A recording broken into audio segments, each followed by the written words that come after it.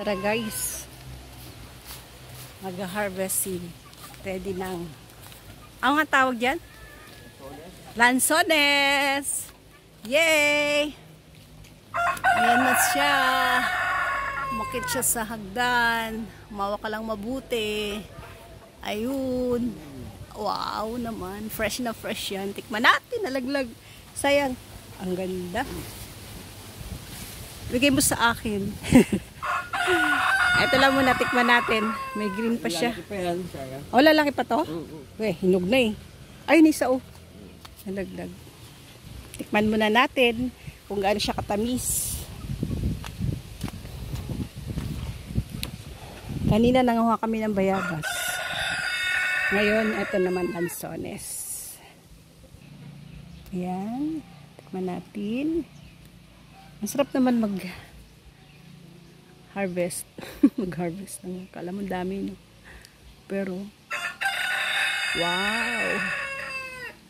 Yummy! Yan, oh. Yummy, yummy, yummy, yummy, yummy. Tikman natin. Matamis! Matamis!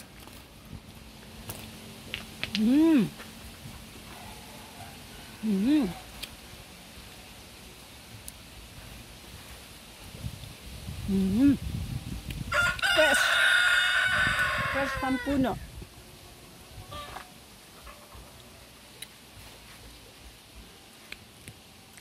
Harap.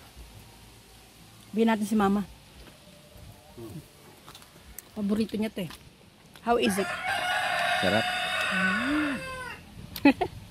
Ma! Lanzones, oh. Oh. Ay! Yes, mama.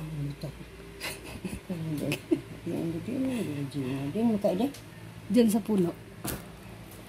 Eh, bunga na. Hinog na. Nindot si E.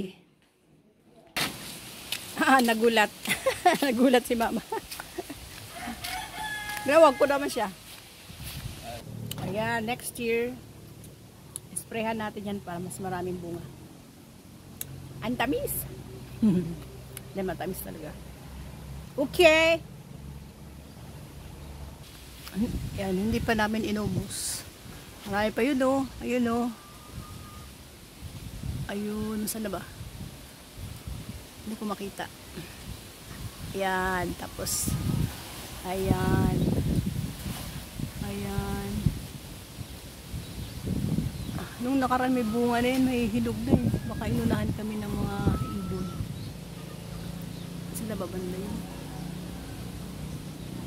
Asyan, hindi makita.